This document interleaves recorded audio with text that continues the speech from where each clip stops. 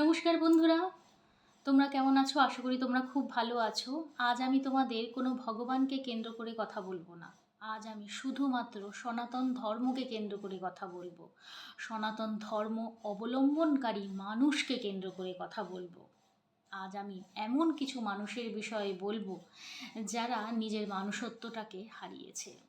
আজ আমি তোমাদের বাংলাদেশের কিছু কথা তুলে ধরবো যেটা কিনা আমার সাথেও রিলেটেড আছে। পূর্ব থেকে কিছু কথা তোমাদের জেনে রাখা দরকার।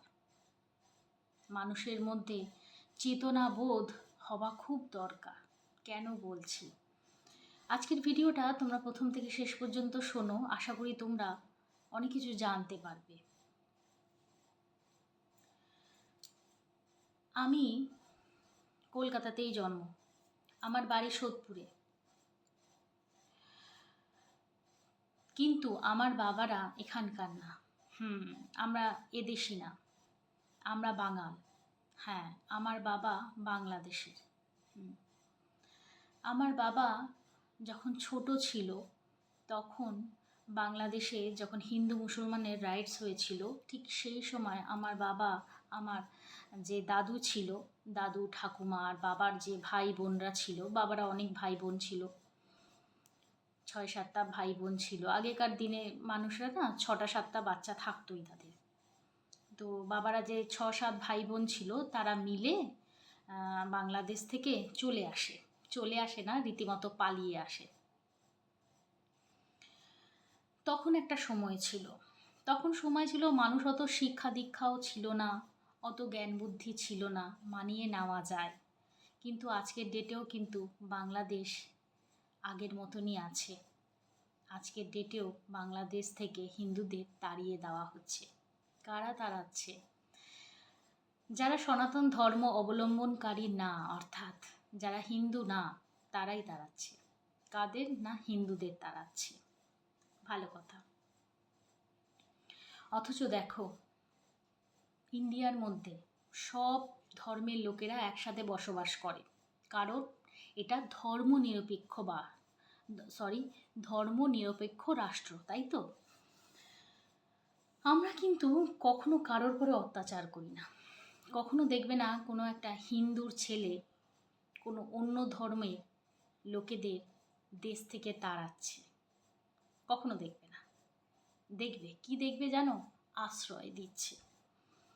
একটা সময় ছিল যখন বাংলাদেশে পরিস্থিতি খুব খারাপ ছিল, তখন বাংলাদেশেও কিন্তু ইসকন মন্দির আছে, জানো তো? দেখবে নিউজে ভর্তি দেখতে পাওয়া যাচ্ছে ইসকন মন্দিরে যে জগন্নাথ ঠাকুর রয়েছে সব পুড়িয়ে দিয়েছে। কিছুদিন আগেও কিন্তু এই জিনিসটা হয়েছিল, ঠিক আছে? ঠাকুরদের, সেটা মনে হয় পাকিস্তানের ক্ষেত্রে হয়েছিল, হয়তো অতটা মনে নেই, মনে হয় পাকিস্তানে। তো ঠাকুরদের সব ভেঙে টেঙে দিচ্ছে, ঠিক আছে, অন্য ধর্ম অবলম্বনকারী মানুষরা। তো হিন্দু ঠাকুর দেবদেবতাদের ভেঙে দিচ্ছে, হ্যাঁ, কারণ তারা হিন্দু ঠাকুরদের মানে না, এই সমস্ত আর কি, হিন্দুদের তাড়িয়ে দিচ্ছে।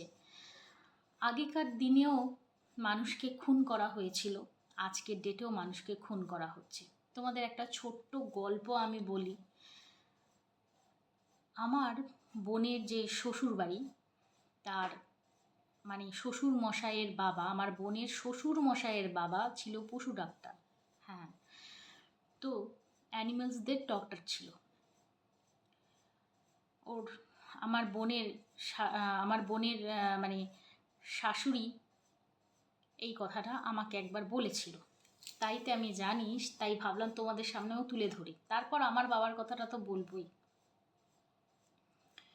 তো পশু ডাক্তার ছিল কি আমার বোনের শাশুড়ির বাবা, শ্বশুর মশাইয়ের বাবা, ঠিক আছে? তো ওখানে এত পরিমাণে হিন্দুদের উপর অত্যাচার হচ্ছিল, তার হাজবেন্ডকে ছুরি বসিয়ে দেওয়া হয়েছিল বুকের উপর, বুঝবে? তখন আমার বোনের শ্বশুরের মা প্রেগনেন্ট ছিল। বোনের শ্বশুর তখন ছোট ছিল, তাকে হাত ধরে আর কিছু সামান্য গয়না আর ঘরের মধ্যে যা টাকা পয়সা ছিল সেইটুকু নিয়েছে। শাড়ি নেওয়ারও সময় তার কাছে ছিল না। নিয়ে পালিয়ে এসেছিল। কোথায় এসেছিল? ইন্ডিয়াতে। কেন বলছি শোনো ব্যাপারটা। তারপর এখানে ক্যাম্পে থাকলো। ক্যাম্পে কিছু বছর থাকার পর আমাদের এখানে অর্থাৎ ভারত সরকার ঘোষণা করলো যারা যারা শরণার্থী আছে, মানে যারা যারা বাংলাদেশ থেকে এদেশে এসেছে, তাদের ফ্রিতে জমি দেওয়া হবে। বুঝবে? তাদের ফ্রিতে জমি দেওয়া হবে থাকার জন্য। যাই হোক, তো যেহেতু ওর আমার বোনের শ্বশুরের মা বিধবা হয়ে গেছিলো, কারণ তার হাজব্যান্ডের বুকে, যেটা বললাম, ছুরি বসিয়ে দেওয়া হয়েছিল, তাই বিধবা হয়ে গেছিলো। তাই মেয়ে যেহেতু মানে মহিলা, তাই তিনি কিন্তু ফ্রিতে জমি পেয়েছিল।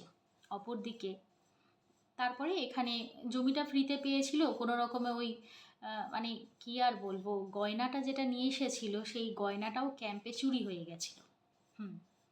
সামান্য কিছু পয়সা ছিল, সেই পয়সা দিয়েই কোনো রকমে ওই মানে বলা যায় না, ভাবা যায় না। হ্যাঁ, প্লাস্টিক কিনে, প্লাস্টিক দিয়ে কখনো দেখেছো? দেখবে বোম্বে টোম্বে সাইডটাতে না, ওখানে চলে ওই সমস্ত দেখতে পাওয়া যায়। প্লাস্টিক দিয়ে ঘর বানানো থাকে, ঠিক আছে? মানে কিচ্ছু না, মাঝখানে একটা ডান্ডা থাকে আর প্লাস্টিকটা এমনি এমনি করে ঝুলিয়ে দেয়, ঠিক আছে? এরকমভাবে ঝুলিয়ে দেবে, এরকম থাকবে, আর মাঝখানে একটা ডান্ডা থাকে যেটা দিয়ে সাপোর্ট করে প্রথম থেকে শেষ পর্যন্ত, দুটো মনে একটা সামনে একটা পিছনে, এরকমভাবে ঘর বানিয়ে তারপরে আস্তে আস্তে এরা বড় হয়, কাজবাজ করে, উন্নতি হয়, তারপর তো বাড়ি করে নিয়েছে, সেটা আলাদা ব্যাপার। মানে এসেও তারা কে ছিল? সে ছিল একটা ডাক্তারের বউ। বুঝবে? সে ছিল একটা হিন্দু ডাক্তারের বউ। হলো আমাদের বাড়িতে আমার বাবারা, মানে আমার বাবার বাবা অর্থাৎ আমার যে দাদু, আমাদের মেন হাইওয়ের পাশে বিরাট বড় জমি ছিল, কয়েক একর। আমাদের পয়সা ছিল। আমার দাদুর বাবা স্কুল বাস চালাতো, কিন্তু স্কুল বাস চালালে কী হবে, থাকে না অনেক জমি জমা সম্পন্ন, ওই রকম ছিল। আমাদের ঢাকায় ছিল বাড়ি, আমাদের নিজস্ব বাড়ি। আমাদের মানে বাবার মুখে শোনা, 12 কাঠা জমির পরে আমাদের খালি ত্রিকোণ ত্রিকোণ হয়, ট্রায়াঙ্গেল শেপের আমাদের পুকুরই ছিল। সেই পুকুরটা কতটা? 12 কাঠা জমির পরে ওই পুকুরটা ছিল। আর তারপরে তো বাদবাকি ফলের বাগান। বাবা আমাকে বলেছে, মানে বলতো ছোটোবেলায়, যে কোনো ফল তাদের কিনে খেতে হতো না। আম, লিচু, কলা, যা কিছু আছে সব কিছু, নারকেল থেকে শুরু করে সব কিছু, এবার সেটা আরও কিছু তোমাদের আমি বলবো, সব কিছু বাড়িতে হতো। আনারস গাছ ছিল, জাম গাছ ছিল, যেটা হয় আর কি, জামরুল গাছ ছিল, আতা গাছ ছিল, নোনা গাছ ছিল। তোমাদের আমি বলে দিই, নোনা হচ্ছে আতার মতনই ফল, ঠিক আছে? তো ওই সমস্ত ছিল, নাশপাতি গাছ ছিল, মানে ভর্তি ফলের গাছ ছিল। হ্যাঁ, আমাদের এত সুন্দর। কিন্তু হ্যাঁ, আমাদের না কোনো মানে ইটের বাড়ি ছিল না, মাটির বাড়ি ছিল। ওই মাটির দোতলা বাড়ি টাড়িগুলো হয় না, সেরকম ছিল, ঠিক আছে? 2 একর জমির পরে আমাদের ভিটে বাড়ি ছিল। সেই ভিটে বাড়ি আমাদের ছাড়তে হয়েছিল যখন প্রথমবার বাংলাদেশে ঝামেলা হলো। তখন আমার বাবা ছোট। আমার দাদু, ঠাকুমা, বাবা, বাবার আরও তিন 4 বোন, আরও ওরা 2-3 ভাই, হ্যাঁ হ্যাঁ মিলে, মানে টোটাল 7 জন ছিল। হ্যাঁ, 3 ভাই 4 বোন মিলে ওখান থেকে চলে আসে। এবং চলে আসার পর যেহেতু আমার ঠাকুমা সধবা ছিল, কারণ তার হাজব্যান্ডকেও সে ঠিকভাবে নিয়ে আসতে পেরেছিল, ওদিকে বোনের শাশুড়ি তার হাজব্যান্ডকে আনতে পারেনি, ওইখানেই তাকে মার্ডার করা হয়েছিল। তো যেহেতু বর বেঁচে ছিল, তাই এইখানে শরণার্থী হিসেবে জায়গা তো পেয়ে গেছিল, কিন্তু জমিটা কিন্তু পায়নি। অনেকে পেয়েছে, মানে মানে ছেলে থাকাকালীনও পেয়েছে। মানে মেয়েদের বেশি প্রায়োরিটি দেওয়া হয়েছে, যে বিধবা মহিলা তাদের ফ্রিতে জমি দেওয়া হয়েছিল, আর ঘোষণাও করেছিল ফ্রিতে জমি দেওয়া হবে, ছেলেদেরও দেওয়া হয়েছে, এমন কিছু না যে দেওয়া হয়নি, তা না। কিন্তু কপালটা এতটাই খারাপ ছিল আমাদের, বাবা বলেছে যে আমার দাদু কিন্তু জমিটা পায়নি। তারপর আমার দাদু এখানে কিছু বছর ভাড়া থাকলো এই সোদপুরে। সোদপুরে কিছু বছর ভাড়া ছিল। তাও কিছু বছর কি 10 বছর, 10 বছর ভাড়া থাকার পর আমার দাদু 4 কাঠা জমি, আমাদের এখানে সোদপুরে 4 কাঠা করে প্লট, এক একটা প্লট 4 কাঠা করে। তো তারপরে আমার দাদু 4 কাঠা জমি এখানটায় কিনেছে, কিনে তারপরে আমাদের আস্তে আস্তে বাড়ি হয়েছে, তারপরে আমরা থাকতে শুরু করেছি। তখন একটা পরিস্থিতি গেছে, হিন্দুদের মেরে দেওয়া হচ্ছিল। আজকের ডেটেও কিন্তু পরিস্থিতিটা কিছু পরিবর্তন হয়নি, আজও কিন্তু তাই। ওখানে ইস্কন মন্দির আছে, ইস্কন মন্দিরে সব জগন্নাথ ঠাকুর, যত আমাদের হিন্দুদের দেবদেবী আছে তাদের পুড়িয়ে দেওয়া হয়েছে। অথচ ওই ইস্কন মন্দিরই কোনো এক সময় যারা পুড়িয়ে দিয়েছে তাদের অন্নের জোগাড় করে দিয়েছিল বেশ কয়েক বছর। ইন্টারনেটে সার্চ করবে, পেয়ে যাবে তোমরা। তো জিনিসগুলো এতটা খারাপ লাগে, নিজেদের এতটা ছোট লাগে যে আমরা যেখানেই থাকতে শুরু করি সেখান থেকেই পালাতে হয়। আমরা হিন্দু। তারপরে বলি,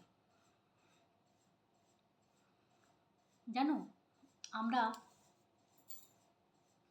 মিলে চলতে জানি না, এবং সেই কারণের জন্যই সমাজের এই অবস্থা।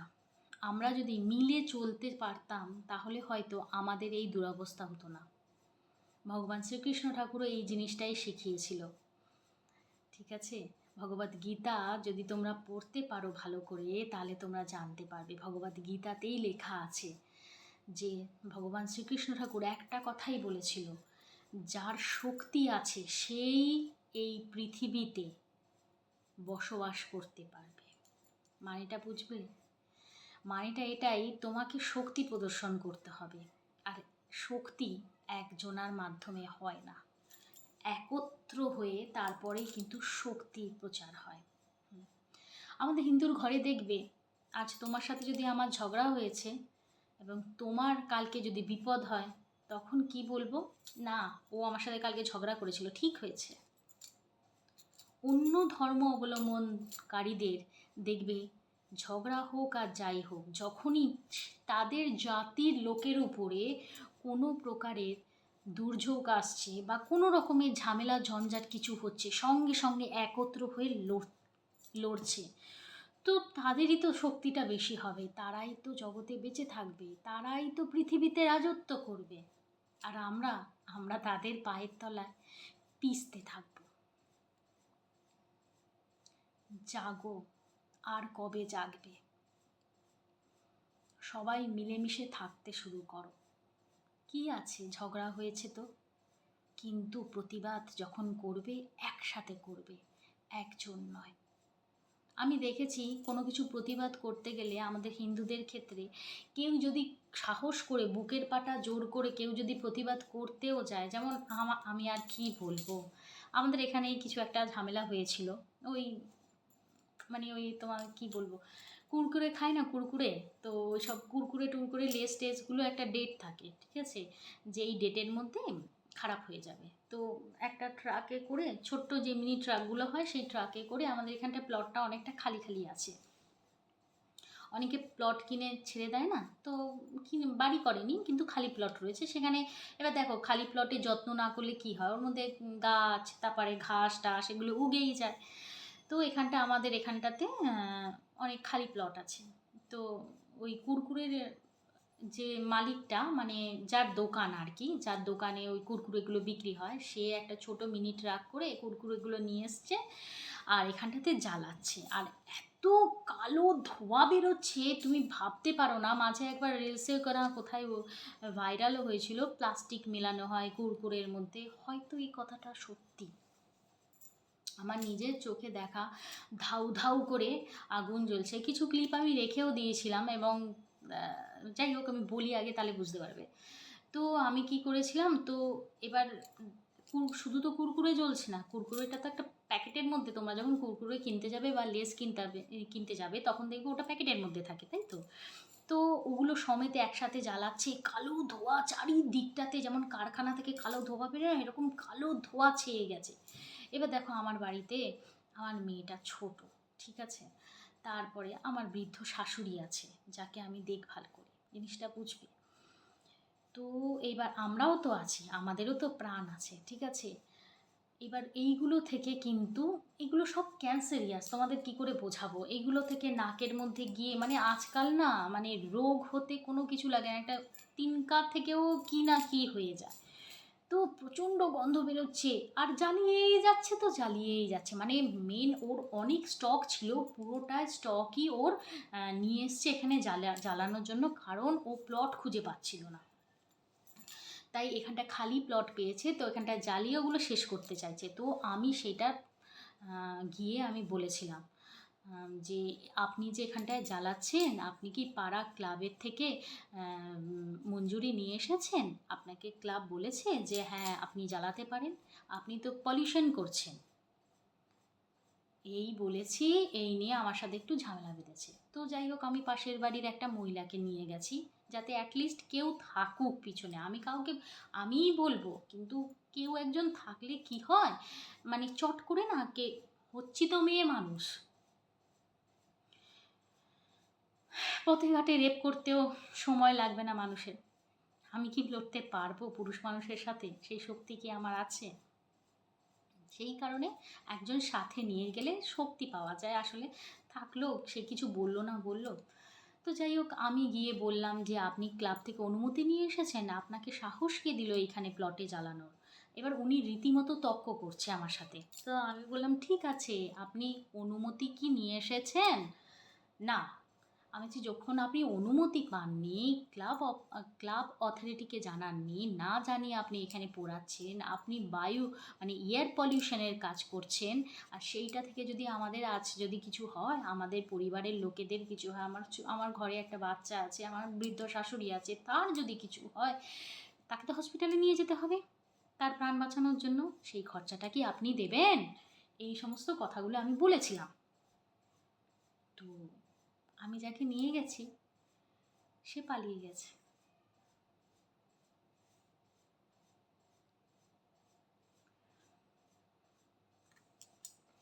কি বলবো, তারপরে আমি হাজবেন্ডকে জানাই। এবার আরও কিছু কথা আছে। তো পাশের বাড়ি, যার বাড়ি আমার বাড়ির পাশেই প্লটটাতে পোড়াচ্ছিল, এবং ওই প্লটের পাশেও তো আর একটা বাড়ি আছে, তো যার বাড়িতে যে তারা কিছুই বলছে না। লাস্টে আমি ওই সমস্ত বারবার করে বলছি, আমি 2বার গেছি। ওরা বললো হ্যাঁ হ্যাঁ হ্যাঁ ঠিক আছে ঠিক আছে, পোড়াবো না। আবার দেখি পোড়াচ্ছে, ঠিক আছে। আমি যখন বলেছিলাম, তো তখন ওর মধ্যে জল ফেলেছিল, জল ফেলে তারপরে আরও কালো ধোঁয়া বেরোতে শুরু করলো, মানে আগুনটা নিভে গেল তখন আরও ধোঁয়া বেরোতে শুরু করলো, মানে কি অবস্থা, সিচুয়েশান হয়েছিল। তো কেউ যায়নি, আমি শুধু একা গেছিলাম, মানে আমার সাথে ওই মহিলাটাকে নিয়ে গেছিলাম, মহিলাটা চলে গেছে আমাকে ছেড়ে দিয়ে, আমি একাই লড়েছি কতগুলো ছেলের মাঝখানে, আমি একা। সত্যি কথা বলতে আমার ভয় লাগছিল, কারণ আমার তো হাজবেন্ড ছিল না বাড়িতে। দিনের বেলা হয়েছে তো, মানে ভর দুপুরে, দুপুরবেলা তখন 3টে বাজে। এবার যার বাড়ির পাশে হয়েছে, এবার যেহেতু আমি ঝামেলাটা করছিলাম, যার বাড়ির পাশে হয়েছে তাকেও কিছু মালপত্র দিয়ে গেছে, আর তার কাছে কিছু টাকাও দিয়ে গেছে, মানে ওটা পুড়িয়ে দেবে, ও তার পরিবর্তে ওই টাকাটা ওর হয়ে যাবে, মানেটা বুঝতে পারলে? তুমি কাদের জন্য লড়বে? তোমার পিছনে সাপোর্টও তো কেউ চাই। তো আমিও গেছিলাম কোনো এক সময়, কেউ আসেনি। এটাই বলছি, সাপোর্ট করো। একটা হিন্দু যদি আর একটা হিন্দুকে সাপোর্ট না করতে পারো, তাহলে হয়তো আমাদের ভারত ছেড়েও চলে যেতে হবে। হ্যাঁ, কেন বলছি? তার কারণ দেখো, এটা না ধর্মনিরপেক্ষ রাষ্ট্র, এখানে কিন্তু শুধু হিন্দুরা থাকে না, এটা কিন্তু হিন্দু রাষ্ট্র না, এটা ধর্মনিরপেক্ষ রাষ্ট্র, এটা নানা ধর্মের লোকেরা থাকে। আমি কিন্তু সব ধর্মের লোকেদের কথা বাজে বলছি না, কিছু প্রজাতি আছে যারা কিনা হিন্দুদের মারতে পারলে বাঁচে, যারা কিনা চাইছে এই, মানে খুব ডিপ একটা কথা বলছি, যারা কিনা চাইছে হয়তো, আমার মনে হয়েছে, আমি কোথাও পড়িনি, এটা আমার ওপিনিয়ন, আমি বারবার বলে দিচ্ছি, যারা কিনা চাইছে আমাদের এই ভারতটাকেও তাদের ধর্মে ধর্মিত করে দিতে। এই হয়েছে ব্যাপার। তাহলে কি করতে হবে? কিছু হিন্দু মারতে হবে, আর কিছু গরিব হিন্দু তারা অলরেডি স্যারেন্ডার করে দেবে, হাত উঠিয়ে দেবে, তাদের নিজের ধর্মে নিয়ে নেবে তারা। আর সাথে যারা মানবে না, যারা টেরা প্রকৃতির হচ্ছে, এই যে আমি হয়তো মানব না, তার জন্য যদি মরতে হয় মরবো, তো তাদের মারবে।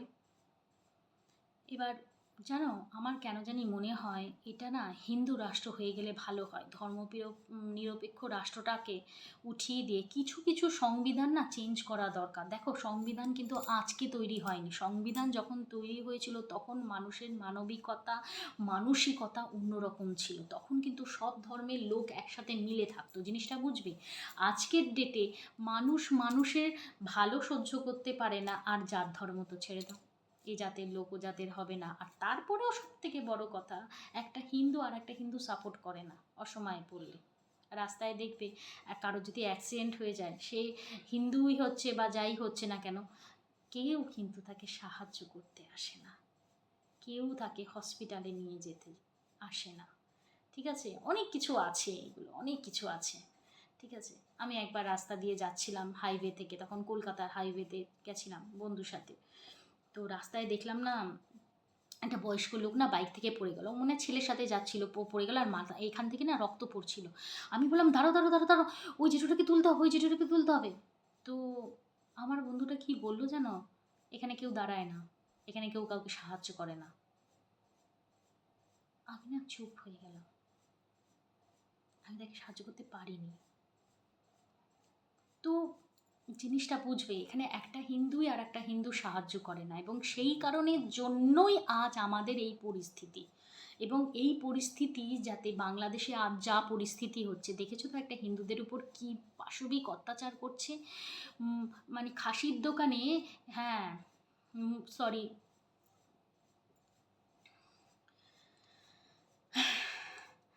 মাটন যখন কিনতে যাও তখন দেখবে ছাগলটাকে উল্টো করে লাটকিয়ে দেয়, মানে পা দুটো উপরে থাকে আর দেহটা নিচের দিকে ঝুলছে।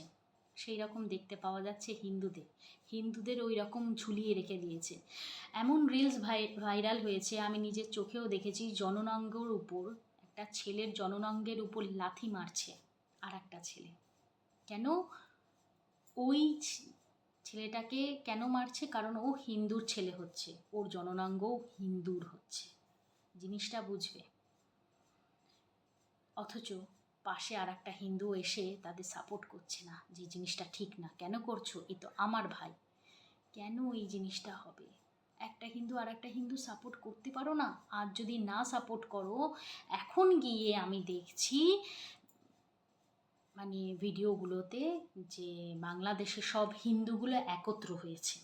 এখন গিয়ে এতদিনে কত মা বোনের ইজ্জত চলে গেছে জানো?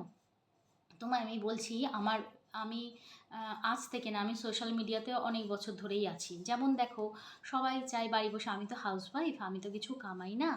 তো এবার আমিও চেয়েছিলাম, আমারও কুকিং চ্যানেল, তারপর ব্লগিং চ্যানেল, এই সমস্ত সব ছিল ফেসবুকে। ঠিক আছে, আমিও অনেক চেষ্টা করেছি, কিন্তু দেখো সবার দ্বারা না সব কিছু হয় না। আমিও চেষ্টা করেছি, আমার হয়নি। ঠিক আছে, আমার কোনো চ্যানেলই ভাইরাল যায়নি, হয়তো ভদ্রভাবে করি বলে, কারণ অভদ্রতা আমি তো হবে না। এবার যাই হোক, এবার আমারই ওই থ্রু দিয়েই, যেহেতু সোশ্যাল মিডিয়াতে আছি, সেই থ্রু দিয়েই আমার একটা বাংলাদেশের ভাইও হয়েছিল, রিসেন্টও হয়েছিল। তারপরে সেটা একটু ভুল ভুল বোঝাবুঝিতে ইয়ে হয়ে গেছে। কিসের ভুল বোঝাবুঝি? ওটাও আর এটাও সেমই হয়েছে। দেখো কি হয়েছে, আমাকে দিদি বলেই ডাকে, সম্মান দিয়েই কথা বলে, আমিও উত্তর দিই। মেন ব্যাপার, বাংলাদেশের লোকরা না ইন্ডিয়াতে আসতে চায়, ঠিক আছে, ইন্ডিয়াতে থাকতে চায়। এইবার কি হয়েছে, সেও আমাকে বারবার করে বলতো, দিদি আমি না তোমার বাড়িতে যাব, থাকবো। এইবার তা আমি কি বলবো বলো? একটা মানুষকে আমি সোশ্যাল মিডিয়ার মাধ্যমে তার সাথে পরিচয় হয়েছে, তারপরে থাকে বাংলাদেশে, জিনিসটা বুঝবে। কি করে একটা মানুষকে আমি হ্যাঁ বলে দিই যে এসো আমার বাড়িতে থাকো, জিনিসটা বোঝো। আমি যদি বলতাম সেই ভাইটাও কি আমাকে রাখতে পারতো? একই জিনিস দুবার হয়েছে। এই রিসেন্ট একটা ভাইও আমাকে এই কথাটাই বলেছে। আর ওটা ব্লগ চ্যানেলে হয়েছিল, যখন আমি ব্লগিং করতাম সেই সময়টাতেও হয়েছিল। তো তখন ও আমাকে একটা কথা বলেছিল, জানিস দিদি, এখানে না হিন্দুর মেয়েদের যখন ইচ্ছা উঠিয়ে নিয়ে গিয়ে তাদের রেপ করে মার্ডার করে দেয়। আরও কিছু বলতে যাচ্ছিল, বলতে গিয়ে ও নিজে থেকেই চেপে গেল, আর কিছু বলল না। ও নিজে থেকে যতটুকু বলেছিল ততটুকুই। তার মানে দেখো, বাংলাদেশেও কিন্তু হিন্দুরা তখনও পর্যন্ত একত্র ছিল না, তবে গিয়েই না হিন্দু মেয়েদের উপর ওরকম অত্যাচার হচ্ছিল। এখন গিয়ে মানে ইউটিউবে বা রিলসে দেখছি যে সব হিন্দুরা একত্র হয়েছে, তাই আমাদের কিন্তু একত্র হতে হবে। জিনিসটা বোঝো, এটা আমরা ভারতে আছি। দেখো, তোমার পাশের বাড়িতে আগুন লাগলে সেই আগুনের ঝলকা কিন্তু তোমার বাড়িতেও আসবে, জিনিসটা বুঝবে। বাংলাদেশ কিন্তু ইন্ডিয়া থেকে বিশাল দূরে না, সাথে সাঁটানো, জিনিসটা বুঝবে। ওখানকার লোকেরা রীতিমতো ধমকি দিচ্ছে, ইন্ডিয়াতেও তাই। ইন্ডিয়াতে না, সত্যি কথা বলতে, এইখানে যে লগুলো আছে, কিছু ল চেঞ্জ করা দরকার, সংবিধানের কিছু জিনিস চেঞ্জ করা দরকার। এটা ধর্মনিরপেক্ষ রাষ্ট্র না হয়ে হিন্দু রাষ্ট্র হওয়া দরকার। কেন বলছি? তার মানে এই বলছি না যে এখানে যত যে আদার্স সব ধর্মের লোকেরা আছে তাদের তাড়িয়ে দাও। তারা যদি মিলেমিশে থাকতে চায়, থাকো, কোনো অসুবিধা নেই। যারা মিলেমিশে থাকতে চায় না তারা চলে যাক, কিছুটা তো জায়গা খালি হবে। তাতে আমাদের বাংলাদেশের হিন্দু ভাই বোনেরা এখানে এসে সুরক্ষিতভাবে থাকতে পারবে, মাথা উঁচু করে বেঁচে থাকতে পারবে, একটা আশ্রয় পাবে, একটা ভরসা পাবে যে আমরা যেটা বাংলাদেশে ভোগ করি এটা এখানে আমাকে ভোগ করতে হবে না, আমি স্বাধীনভাবে এখানে থাকতে পারবো। এটা যদি হিন্দু রাষ্ট্র না হয়, তাহলে আজ যেটা বাংলাদেশে হয়েছে এটাও হতে বেশি সময় লাগবে না। তখন আমরা কোথায় যাব? বাংলাদেশের হিন্দুরা নয় এখানে চলে এসেছে, আমরা হিন্দুরা কোথায় যাব ভেবে দেখেছো? কোথায় যাব? ব্রিটেনে? কোথায় যাব? ভারতের বন্ধু রাশিয়া, রাশিয়াতে থাকতে পারবে? জানো কি ঠান্ডা পড়ে ওইখানে? আমাদের লোকেরা হজম করতে পারবো আমরা সেই ঠান্ডাটা? কোথায় যাব আমরা? হিমালয় পাহাড়ে? সমুদ্রের নিচে তলিয়ে যাব? আমাদের যাওয়ার কোনো জায়গা নেই, ভেবে দেখবে। তাই আমাদের যেহেতু যাওয়ার জায়গা নেই, তাই এই জায়গাটাকে সংরক্ষণ করার দরকার আছে। যেমন আগে জঙ্গল সাফারিতে বেরোতো লোকে জিপে করে, ওপেন জিপ বা হাতির পিঠে চড়ে। কি হলো? জঙ্গল সাফারির বাঘরা হাতির উপরেও মানুষদের উপর আক্রমণ করে মানুষদের খেয়ে নিত। আচ্ছা, ওপেন জিপে কি হলো? ওপেন জিপের মধ্যে ওপেন, যেটা মাথার ছাদটা থাকে না, খোলা, সেইটাতে কি হলো? সেটাতেও মানুষ বাঘ এসে ঝোপটিয়ে মানুষকে তুলে নিয়ে যাচ্ছিল, খেয়ে নিচ্ছিল, কামড় দিচ্ছিল, যাই হোক কিছু একটা করছিল। এখন কি করে? জিপে যায়, কিন্তু সেই জিপটা জালি দিয়ে কভার থাকে, লোহার জালি দিয়ে, যাতে বাঘ ওর ভিতরে প্রবেশ না করতে পারে। ঠিক তেমনভাবে আমাদের ভারতটাকেও হিন্দু রাষ্ট্র জালি দিয়ে বাঁধতে হবে, যাতে এটা হিন্দুরাই থাকতে পারে। জিনিসটা বুঝবে? তবে গিয়ে আমরা শান্তিতে এখানে থাকতে পারবো, নইলে বেশি সময় লাগবে না আমাদেরও এখান থেকে তাড়াতে। আমাদের তাড়িয়ে দিলে আমরা যাব কোথায়? কখনো ভেবে দেখেছো? কোথাও যাওয়ার জায়গা নেই, কখনো ভেবে দেখো। এখন তোমাদের এটা হতেই পারে, এখন তো হচ্ছে না, ও পরেরটা পরে দেখা যাবে। হয়, অনেক লোক আছে। ডিপ্রেশনে আমি ভুগি, তো সেই কারণে ফিউচার প্রেজেন্ট, হ্যাঁ, এগুলো নিয়ে আমি চলতে থাকি, ঠিক আছে? হ্যাঁ, আমি প্রেজেন্ট নিয়ে চলি না, আমি ফিউচার নিয়ে চলি। তো কি হচ্ছে, এখন নয় হলো না, কিছু বছর পর যখন আমরা বুড়ো হয়ে যাব বা মরে যাব, কিন্তু আমাদের অংশ তো থেকে যাবে, অর্থাৎ আমাদের ছেলে পিলেরা তো থেকে যাবে। তাদের তো একটা ভবিষ্যতের ব্যাপার আছে নাকি? আমরা মরে যাব, ও ছেলে পিলেকে কেটে খাক, আমার দেখার দরকার নেই। পারবে না, পারবে না। তাই এটা ধর্ম নিরপেক্ষ রাষ্ট্র না হয়ে হিন্দু রাষ্ট্র হওয়া উচিত। দেখো, এটা কেবল আমি একা বললে হবে না, তোমাদেরও বলতে হবে। যদি তোমাদের মনে হয় আমার কথাগুলো যুক্তিসঙ্গত, তোমাদেরও বলতে হবে। দেখো, আমি যেমন বলছি, কার মাধ্যমে? একটা সোশ্যাল মিডিয়ার মাধ্যমে না তোমাদের জানাচ্ছি। তোমাদের তো আজকের ডেটে কার না ফেসবুক নেই, ইউটিউব নেই, কে না কিছু বলে না, সবাই কিছু বলে। আরে কিছু না বলুক, সোশ্যাল মিডিয়াতে অ্যাটলিস্ট ফটো তো দেয়, ঘুরতে গেছে বা বার্থডে বানাচ্ছে বা বিয়ে বাড়ি গেছে বা জন্মদিন, যে কোনো কিছু ভালো কিছু নিচে একটা স্লোগানে তো লিখতে পারো। জিনিসটা বোঝো, হিন্দু রাষ্ট্র চাই আমাদের যদি বেঁচে থাকতে হয়, নইলে কিন্তু আমাদের মরতে হবে। কিছুই না, অত্যাচার।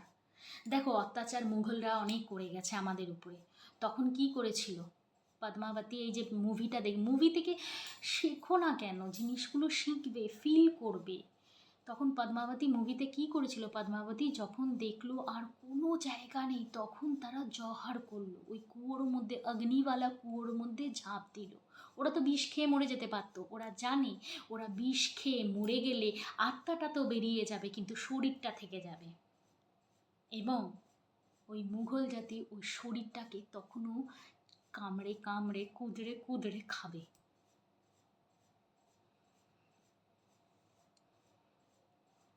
সেই জন্য তারা ওই জিনিসটা করেছিল। পারবে জহর করতে? যদি জহর না করতে পারো, নিজেকে জ্বালিয়ে ভস্ম না করার ক্ষমতা থাকে, তাহলে অ্যাটলিস্ট ভারতটাকে হিন্দু রাষ্ট্র বলে, যাতে এটা হিন্দু রাষ্ট্র হয় সেইটুকু নারা তো লাগাতে পারো, বলতে পারো, একটা স্লোগান তো দিতে পারো। যেমন আমি হিন্দু রাষ্ট্র চাই, আজকের টপিকে আমি এটাই লিখব। জিনিসটা বোঝো, এখন চলে যাচ্ছে ভালো বলে যে ফিউচারে ভালো চলবে এমন কোনো কথা নেই। কলি যুগ আসবে, কলকি অবতার নেবে, কলি পুরুষের সাথে কলি কলি পুরুষের সাথে কলকি অবতারের সাথে কলি পুরুষের যুদ্ধ হবে। তো তোমরা কি ইম্যাজিন করে রেখেছো বলো তো দেখি? অনেকের ধারণা ভগবান শ্রীকৃষ্ণ আসবে হাতে ঘোড়া নিয়ে, যেমন লেখা আছে হাতে ঘোড়া নিয়ে, তলোয়ার নিয়ে। না, চলে এসেছে অলরেডি। জিনিসটা বোঝো, চলে এসেছে অলরেডি। ভগবান শ্রীকৃষ্ণ ঠাকুর অমনি রূপে আসবে না। আমরা যেই রূপে তাকে পুজো করি, যেই রূপে আমরা ইম্যাজিন করি, সেই রূপে কিন্তু আসবে না। অলরেডি কিন্তু সেটা চলে এসেছে, এখনও কিন্তু চলছে। ইউক্রেনে দেখছো তো কেমন যুদ্ধ বেঁধেছে। থার্ড ওয়ার্ল্ড ওয়ার আসতে বেশি সময় নেই। আমরা কেন এই জিনিসটাকে করব, প্রশ্রয় দেব? আমরা নিজের দেশটাকে যদি হিন্দু রাষ্ট্র হিসেবে ঘোষণা করে দিই, তাহলে তো এই জিনিসটাই হয় না। দেখো, আমরা সবার সাথে মিলে চলি, সবাইকে রেসপেক্ট দেই, কিন্তু আমরা নিজেদের লোকের সাথে মিলে চলি না। জিনিসটা বুঝবে আমার কথাটা কেন বলছি, চল তার বিষয়েও বলে দিই। ভিডিওটা একটু বড় হয়ে যাচ্ছে, সরি। আমার পরে তখন আন্দামানে পোস্টিং ছিল। তো আন্দামানে আমার মেয়ে তখন রাজ নার্সারিতে পড়তো। আন্দামানে গেলে তোমরা পোর্ট ব্লেয়ারে রাজ নার্সারি আছে, তো রাজ নার্সারিতে আমার মেয়ে পড়তো। তো ওই রাজ নার্সারিতে সব ধর্মের লোকেরাই পড়তো, যেরকম আমরা স্কুলে পড়ি সব ধর্মের লোকেরাই পড়তো, কিন্তু একটা ধর্ম ছিল যারা কিনা সবার সাথে মিলতো না। তারা ওই একটা ধর্ম স্টুডেন্টই পড়াতো। মানেটা বুঝতে পারছো আই থিঙ্ক কার বিষয়ে বলছি? আমরা মিলে চলছি, সব ধর্মের স্টুডেন্টরাই একসাথে টিচারের কাছে পড়ছি। আমার মেয়েও পড়েছে রাজ নার্সারিতে, ঠিক আছে। কিন্তু ওই আর একটা জাতি ছিল যারা কিনা নিজেদের পার্সোনাল স্কুল খুলেছিল, তাদেরই ধর্মের মেয়েরা বা ছেলেরা পড়তো। জিনিসটা বুঝতে পারলে? এই লোকের সাথে মিলে থাকার থেকে বেশি ভালো নিজের লোকের সাথে কি হবে? নিজের লোক একটা চড় মারবে, খেয়ে নেবে, আত্মসম্মান যাবে না, মান সম্মান যাবে না, হৃদয়ে যতটা চোট লাগবে লোকে মারার থেকে, তার থেকে কম চোটই লাগে নিজের লোক যদি মারে থাপ্পড়। জিনিসটা বুঝবে। তাই সবার কাছে একটাই রিকোয়েস্ট, হিন্দুরা জেগে ওঠো। যদি কেউ কখনো রাস্তায় কাউকে মানে কোনো কিছু প্রতিবাদ করে না, অ্যাটলিস্ট কিছু বলতে না পারলেও তার সাপোর্ট দিও, তার পিছনে দাঁড়িয়ে থেকো, অ্যাটলিস্ট তাকে এটা ফিল করিও না যে সে একা আছে। এটা কিন্তু আমি নিজেও ফিল করেছি, যেটা বললাম আর কি পপকর্নের ক্ষেত্রে, পপকর্ন না, ওই কুরকুরে ফুরকুরে ওই সমস্ত ক্ষেত্রে, ঠিক আছে? এই জিনিসগুলো হতে দিও না, ভারী মুশকিল। তাহলে কিন্তু আমাদের হিন্দু সনাতন ধর্মটা শেষ হয়ে যাবে। এবার তোমাদের আমি বলি, সারাদিন তো ঠাকুরের কথা বলি, কেন তোমরা বলতেই পারো, কেন তুমি তো সারাদিন ঠাকুরের কথা বলো, ঠাকুর এসে তোমায় বাঁচাবে না? ঠাকুর তো একটাই ধর্ম সৃষ্টি করেছিল, পুরাণ কাটলে জানাই যায়, হিন্দু ধর্ম। মানুষই তো এই জিনিসটা তৈরি করেছে।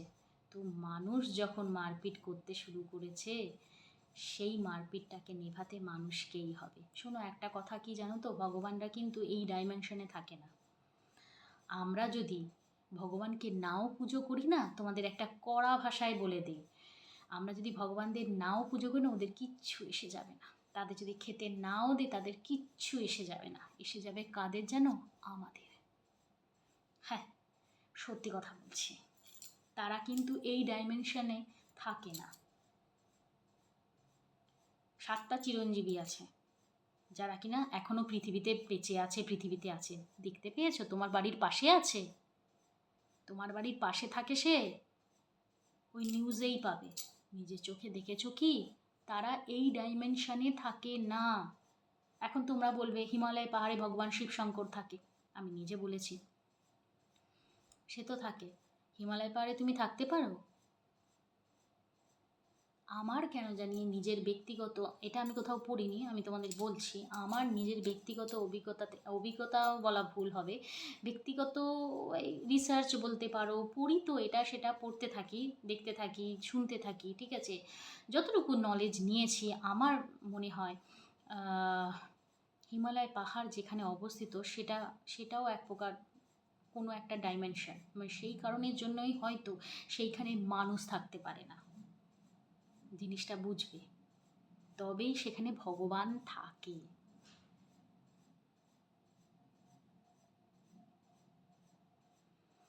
আর বাড়াবো না, ভিডিওটা অনেক বড় হয়ে যাবে। তো হাত জোর করে একটাই কথা, যাই বলো না কেন, যা কিছু পোস্ট করো না কেন, তার নিচে এতটুকু ছোট করে হলেও দেশটাকে হিন্দু রাষ্ট্র হিসেবে নাড়া লাগিয়েও, যাতে আমাদের এই ভারতবর্ষটা ধর্ম নিরপেক্ষ রাষ্ট্র না হয়ে হিন্দু রাষ্ট্র হয়, যাতে হিন্দুরা এই রাষ্ট্রে এসে অ্যাটলিস্ট এমন একটা জায়গা থাকুক যেখানে হিন্দুরা সেফ থাকতে পারবে, যে এদের কান্ট্রি এটা ঘোষণা করে দিয়েছে এটা এই রাষ্ট্র, তাই এইখানে আমরা সেফ থাকতে পারি, আমাদের এখান থেকে কেউ যাতে তাড়াতে না পারে। এখান থেকে যদি একবার তাড়িয়ে দেয় না, তাহলে মরতে হবে, এটুকুও শুনে রাখো। অন্য ধর্মের লোকেদের অবস্থা দেখেছো তো, 25টা বিয়ে করে একসাথে, ওদের কোনো কিছু এসে যায় না একটা বউ মরলে। একটা বউ মরবে আর একটা বউ বেঁচে যাবে। সরি সরি সরি, কী করছিস? মেয়েটা পাশে শুয়ে তো, সরি। একটা বউ মরলে আরও 10টা বিয়ে করে নিয়ে আসবে, একটা বাচ্চা মরলে আরও 10টা প্যাদা করবে, ওদের কিছু এসে যায় না। যে কাশ্মীর ফাইলসে মনে আছে ইন্টারভিউর কথা, কাশ্মীর ফাইলসে বলেছে তোমার মাকেও যদি বলে মাকে কাটতে হয় কেটে দেবো। যে মাকে কাটার কথা বলতে পারে, যে নিজের বোনকে বিয়ে করে তার সাথে শুয়ে বাচ্চা প্যাদা করতে পারে, তাদের উপরে ভরসা করা যায় না। তারা আমাদের সাথে কি করবে? ব্যাস এতটুকুই বলা। ভালো থাকবে।